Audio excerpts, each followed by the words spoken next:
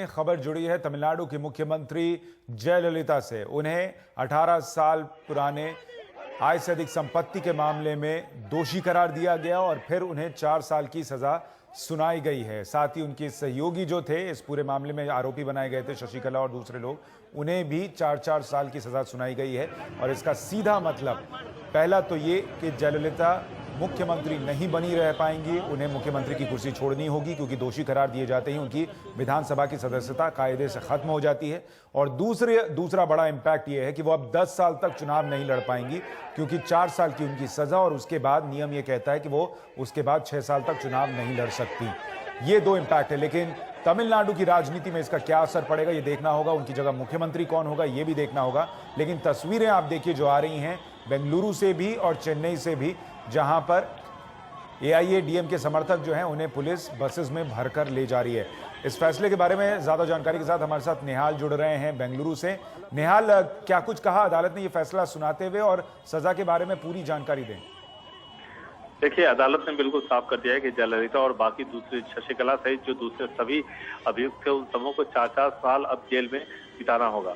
जिस वक्त ये सजा सुनाया जा रहा जयललिता का सर घूमने लगा और उसके बाद सजा जैसे ही सुना दिया गया, फौरन वहीं से पास में ही तकरीबन 50 मीटर की दूरी पर सेंट्रल जेल है बेंगलुरु का, वहां उनको ले जाया गया मेडिकल चेकअप के लिए। हालांकि ये रूटीन मेडिकल चेकअप इसको कहा जा रहा है और मेडिकल चेकअप के बाद अब ये तय किया जाएगा कि जयललिता को सेंट्रल जेल में रखा जाएगा या किसी गेस्ट हाउस में जो कि सुरक्षित हो। तो इन सारी चीजों पर अब पुलिस का पूरा ध्यान है। और साथ साथ एक बात और जो खबर आ रही है, कुछ आर्थिक दंड भी लगाया गया है, लेकिन आर्थिक दंड कितना लगाया गया है इस पर जो तस्वीर है वो साफ नहीं हुई है अभी तक, और इसलिए हमें कोर्ट के ऑर्डर की कॉपी का इंतजार है।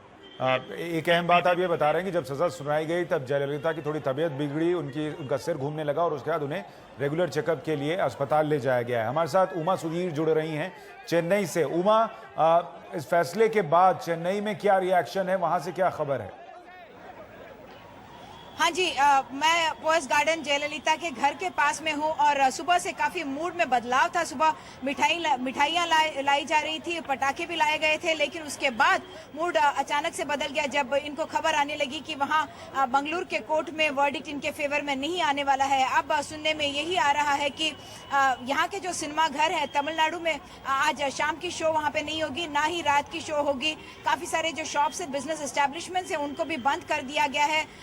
बसें भी कई रूटों पर बंद कर दी गई हैं। एक तरह का प्रिकॉशनरी मेजर ही इसे कहा जाना चाहिए, सावधानी बरत रही है। दूसरी ओर हमें ये भी खबर आ रही है कि राज्यपाल के घर में कमिश्नर और आला अधिकारी इकट्ठा हुए हैं। एक लॉ एंड ऑर्डर की मीटिंग वहां पे बैठी जाएगी।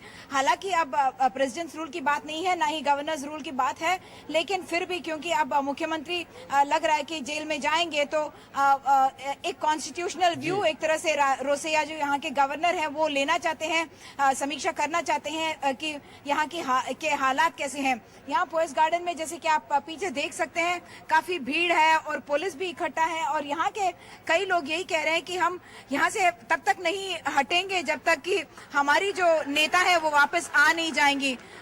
ये उनका दावा तो सही नहीं लग रहा है, लेकिन दूसरी ओर पुलिस ने सुबह से कोई कोशिश नहीं की कि इनको यहाँ से हटाया जाए। हमने कुछ देर पहले ये भी देखा कि एक आदमी ने कोशिश की थी अपने आप को जलाने की, पेट्रोल अपने ऊपर छिड़क कर, लेकिन पुलिस जल्दी से आ गई। उनके साथ वाले लोगों ने उस आग को बुझा दी और वो एक ऑटो ड्राइवर थे जिनका कहना था कि उनको ऑटो दिया गया। जानकारी तो आप दे रही हैं, लेकिन अगला मुख्यमंत्री कौन होने जा रहा है तमिलनाडु का, इस बारे में कोई जानकारी? हाँ जी, पिछले कुछ दिनों से ही हमें यही बताया जा रहा था कि कुछ मीटिंग्स हो रहे थे, क्योंकि अगर ये ऑप्शन हो जाता है कि जयललिता को स्टेप डाउन करना पड़े, जो अब की एक तरह से सच हो गया है, आज का सच हो गया है, तो सक्सेशन प्लान की भी बात हो रही थी। उनमें 3 नाम उभर कर ऊपर आ रहे हैं। एक तो ये है पनीरसेल्वम, जो पहले भी मुख्यमंत्री बने थे जब जयललिता ने अपना मुख्यमंत्री का पद छोड़ा था 2001 में, तब उनको नियुक्त किया गया था। दूसरा बालाजी जो वो भी शशिकला के गांव से ही बताए जाते हैं, मनारगुड़ी वहीं के बताए जाते हैं, वो भी बहुत एक तरह से क्लोज हैं जयललिता से। तीसरी और सबसे मुख्य नाम शायद होगा शीला बालाकृष्णन का, जो पहले चीफ सेक्रेटरी रह चुके हैं, फॉर्मर रिटायर्ड चीफ सेक्रेटरी हैं, लेकिन उन्होंने जयललिता के साथ काफी साल काम किए हैं और समझा यही जाता है कि उनका स्टाइल ऑफ फंक्शनिंग और उनकी जो मोड ऑफ फंक्शनिंग है वो एक दूसरे को अच्छी तरह से समझते हैं। और जयललिता को अब ऐसा एक आदमी या व्यक्ति चाहिए जिस पर वो पूरी तरह से निर्भर कर सके और जो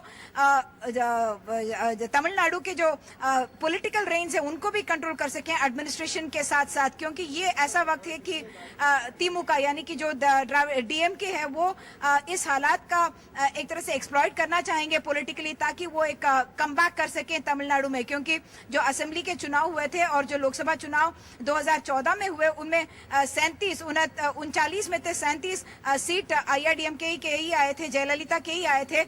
और एक तरह से जयललिता चाह रही थी कि उनका पोजीशन कंसोलिडेट हो जाए। ये सेटबैक तो आज का है, लेकिन उन्होंने एक प्लान तो जरूर बनाया होगा अपना सक्सेशन का, ताकि अगर वो जेल में जाती हैं, जो कि आज लग रहा है कि वो जाएंगी, तो उसके बाद क्या होगा, कौन इंचार्ज रहेगा और कौन पार्टी अफेयर्स को कंट्रोल करेगा और कौन तमिलनाडु की जो सरकार है उसको कौन चलाएगा। जी शुक्रिया आपका इस पूरी जानकारी के लिए। उमा सुधीर हमारे सहयोगी चेन्नई के हालात बता रही, वहां पर जो एआईएडीएमके समर्थक हैं, जयललिता के समर्थक हैं, उनमें बहुत दुख है और इसीलिए वहां पर जो शाम के थिएटर में शोज थे वो सारे कैंसिल कर दिए गए हैं। लॉ एंड ऑर्डर बना रहे इसके लिए गवर्नर जो हैं वो पुलिस कमिश्नर के साथ और दूसरे आला अधिकारियों के साथ बैठक कर रहे हैं। इधर जयललिता जो हैं उनकी तबीयत बिगड़ी है फैसला सुनने के बाद और उन्हें अस्पताल ले जाया गया है चेकअप के लिए। ये जानकारी निहाल दे रहे हैं बेंगलुरु से। साथ ही ये भी बताया जा रहा है कि जो अगला सीएम होगा उसमें 3 नाम इस वक्त चल रहे हैं और उनमें से कौन सा नाम होगा तमिलनाडु का अगला मुख्यमंत्री, इसके लिए थोड़ा इंतजार करना होगा। इस बड़े खबर पर हमारी नजर बनी रहेगी।